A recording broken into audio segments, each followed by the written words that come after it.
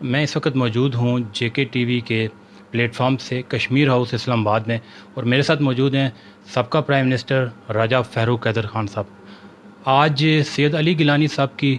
رحلت پر ان سے میں ابھی پوچھنا چاہوں گا کہ ان کے کیا تاثرات ہیں، اور جو مقبوضہ کشمیر کی صورتحال ہے، ہندوستانی اقدامات ہیں، اور اس کے سلسلے میں وہ کیا رائے دینا چاہیں گے۔ شکریہ جی۔ کل رات کو ایک آزادی کی جدوجہد کی جو انتہائی توانا آواز تھی وہ خاموش ہو گئی، ہم سے رخصت ہو گئے۔ ہم مسلمان ہیں اور ہمارا ایمان ہے کہ ہر شخص نے اپنے رب کی طرف لوٹ کر جانا ہے۔ گیلانی صاحب کی جو جدوجہد ہے یہ 5 دہائیوں پر محیط ہے۔ یہ انہوں نے اپنی جو تعلیم تھی وہ لاہور اورینٹل کالج سے بھی حاصل کی۔ مولانا مودودی کا بھی ان پر اثر تھا، اقبال کا بڑا اثر تھا ان پر۔ تو جو بات میں کہنا چاہتا ہوں یہ ہے کہ گئے رات سے اور صبح سے آئے سارا دن ہندوستان کا ٹی وی ایک ہی بات کر رہا ہے کہ پاکستان کی آواز خاموش ہو گئی ہے کشمیر کے اندر۔ اب یہ بات تو ممکن نہیں ہے، اس لیے کہ انہوں نے ایک ایسی کھیپ تیار کی ہے نوجوانوں کی جو اپنی سوچ و فکر اس کے اندر ڈالی ہے، وہ اس میں ہندوستان کو کامیابی نہیں ہوگی۔ لیکن یہ جو پاکستان میں جو لوگ جن کے پاس اس ملک کی زمام اقتدار ہے، جو لوگ یہاں پر جو ہیں لوگ جو میٹر کرتے ہیں، ان کے لیے یہ ایک لمحہ فکری ہے کہ ہندوستان آج کہہ رہا ہے کہ پاکستان کی آواز خاموش ہوگی کشمیر کے اندر۔ اب یہ ہے کہ ان کے لیے یہ سوچ و فکر کی بات ہے۔ جہاں تک علی گیلانی صاحب کا تعلق ہے، بات یہ ہے کہ انتہائی میں سمجھتا ہوں کہ غیر انسانی سلوک روا رکھا گیا۔ یہ جو گیلانی صاحب تھے، یہ ان کے گھر کو سب جیل قرار دیا ہوا تھا، وہ جیل میں تھے، وہ کوئی باہر آزاد شہری نہیں تھے وہ۔ اور ان کی جو موت ہوا ہے وہ ہندوستانی شہادت، اس کے ہندوستانی حراست کے اندر واقع وہ شہادت کا درجہ ہے ان کا، علی گیلانی صاحب کا۔ اور اس کے بعد پھر ان کی جو خواہش تھی، انہوں نے کہا تھا کہ مجھے شہداء کے مرکزی قبرستان میں آباد کی جائے۔ یوں تو سری نگر سارا جگہ جگہ وہاں شہداء کے قبرستان ہیں، لیکن جو ان کی خواہش تھی وہ عیدگاہ کے پاس جو مرکزی قبرستان ہے شہداء کا، وہاں ان کی تدفین کی جائے۔ تو رات کو انہوں نے پہرا وہ لگا دیا ارد گرد، اور ان کی میت کو زبردستی چھینا انہوں نے۔ ان کے ایک عزیز کا بازو بھی ٹوٹا اس میں۔ اور یہ ہے کہ یہ دیکھیے، یعنی عزیز و کارب کو بھی انہوں نے یہ حق نہیں دیا کہ وہ اپنے بزرگ کی، اپنے پیارے کی، اپنے باپ کی، دادے کی، نانے کی، ماموں کی، تائے کی جو ہے وہ اس کے آخری جو اس کے جو تھے باغ دوست اس کو آخری رسومات کہتا، ہم یہ کہتے ہیں نماز جنازہ ہے، ان کی تدفین ہے، قبر میں کون اتارے گا، کیسے کریں گے،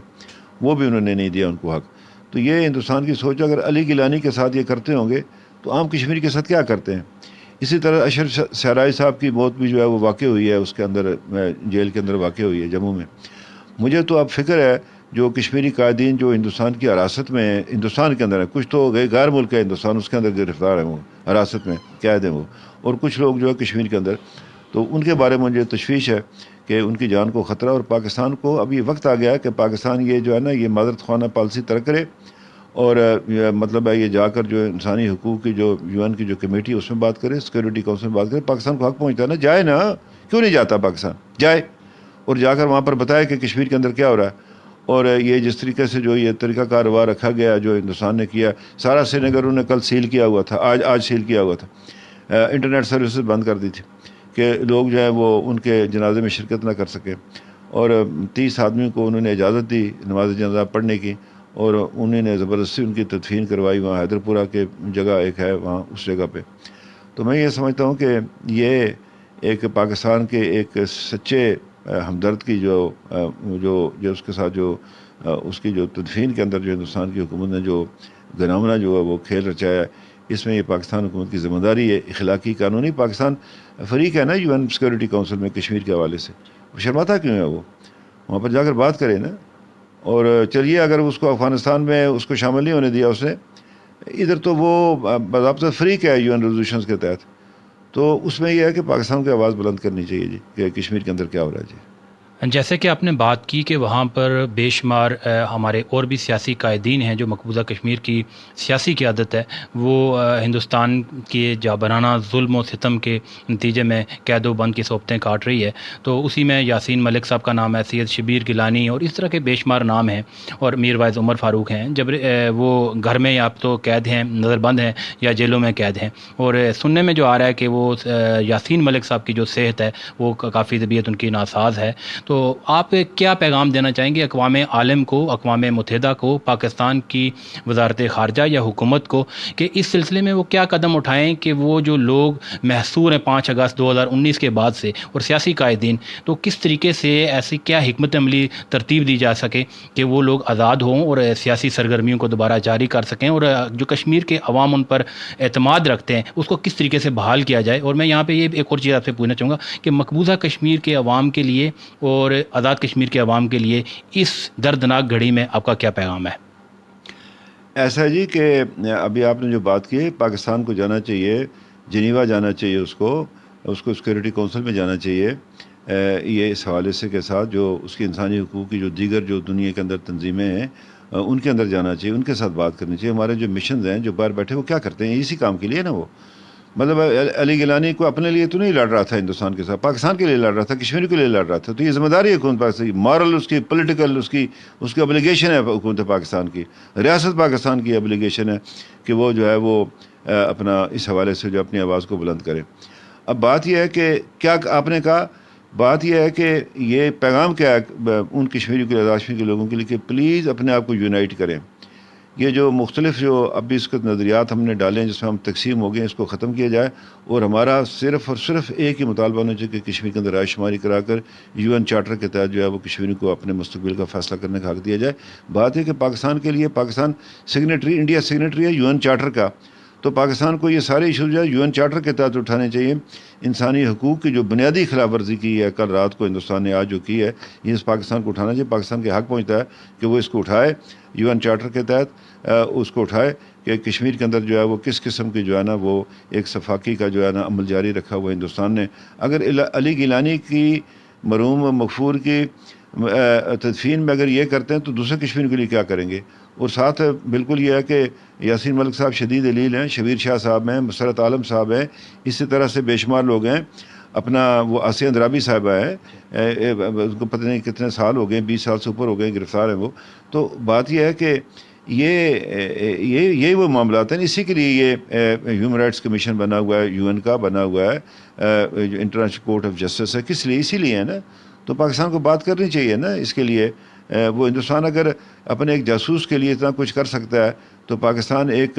محب وطن کشمیری کے لیے وہ جو کیا ہے، وہ علی گیلانی صاحب کے پاس کیا کوئی کلاشنکوف تھی رات کو؟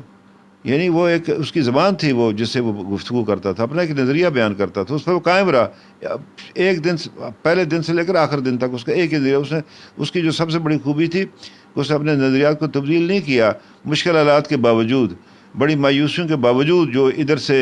اسلام آباد سے جاتی رہی ہیں اس طرف، انہوں نے اپنے موقف کو تبدیل نہیں کیا۔ تو اس میں یہ ہے کہ یہ بنیادی بات ہے کہ حکومت پاکستان کی ذمہ داری اس کو یہ ادا کرنی چاہیے جی۔ ہندوستان کی حکومت کے لیے، مودی سرکار کے لیے اس دردناک حادثے کے بعد پورے آزاد کشمیر کے اندر، مقبوضہ کشمیر کے اندر رنج و غم پایا جاتا ہے، غم و غصہ پایا جاتا ہے، آپ اس سلسلے میں ان کے لیے کیا پیغام دینا چاہتے ہیں؟ میں ان سے یہی کہنا چاہتا ہوں، مقبوضہ کشمیر کی، جموں کشمیر کے عوام سے، میں صرف مسلمانوں سے نہیں کہتا، میں ہندوؤں سے بھی کہتا ہوں، میں سکھوں سے بھی کہتا ہوں، میں بدھ مت والوں سے بھی کہتا ہوں کہ کشمیریت کو قائم رکھیں۔ ہم ایک ہیں، اس میں کوئی تخصیص نہیں ہے، یہ وادی کا ہے، یہ جموں کا ہے، یہ لداخ کا ہے، یا یہ گلگت کا ہے، یہ آزاد کشمیر کا ہے۔ ریاست جموں کشمیر ناقابل تقسیم وحدت ہے، 84,000 مربع میل کی۔ تو ان سے یہ کہنا چاہتا ہوں کہ آپس میں اختلافات کو دور کریں، اور جو بنیادی حق ہے ہمارا، جو آج سے 74 یا 75 سال پہلے جس کے ہم سے جو وعدہ کیا گیا تھا، اس کی تکمیل کے لیے سارے لوگ اکٹھے ہوں۔ یہ جو حقوق ملیں گے، یہ جموں کو بھی ملیں، لداخ کو بھی ملیں گے۔ ہندوستان ہمیں تقسیم کر کر کے مارے گا، ایک ایک کر کے مارے گا۔ مودی کا یہ ایک پلان ہے اس کے اندر، جس کے تحت وہ عمل کر رہا ہے، ایک سوچ و فکر ہے اس BJP کو جس نے ہائی جیک کیا ہوا ہے، انتہا پسند لوگوں کی۔ BJP ایک پولیٹیکل پارٹی تھی جس کو کچھ انتہا پسند گروہ نے قبضے میں لے لیا ہے۔ یہ ذمہ داری ہے حکومت پاکستان کی اب کہ وہ یہ بات کرے، اور پھر ان کی جو میں بات کر رہا تھا کہ وہ یونائٹ ہوں، اکٹھے ہوں، اور یہی میں سمجھتا ہوں کہ بہترین جو ہے نا پیغام دیا جا سکتا ہے علی گیلانی صاحب کی رحلت کا، کہ کشمیری اکٹھے، ان کا ایک ہی مطالبہ ہے، اس میں مذہب کی کوئی تخصیص نہیں ہے، کہ کشمیر کے اندر رائے شماری ہو اور کشمیریوں کو آزادی کے ساتھ اپنے مستقبل کا فیصلہ کرنے کا حق دیا جانا چاہیے۔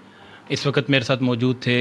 سابقہ prime minister of Azad Kashmir راجہ فاروق حیدر خان صاحب، اور انہوں نے جو کشمیریوں کے لیے پیغام دیا ہے کہ یہ تمام کشمیری کہیں پر بھی بستے ہوں، کسی بھی ذات سے ہو، کسی بھی مسلک سے ہو، کسی بھی مذہب سے ہوں، وہ سب ایک ہی ہیں اور ان کو یونائٹ ہونا چاہیے، اور مسئلہ کشمیر کی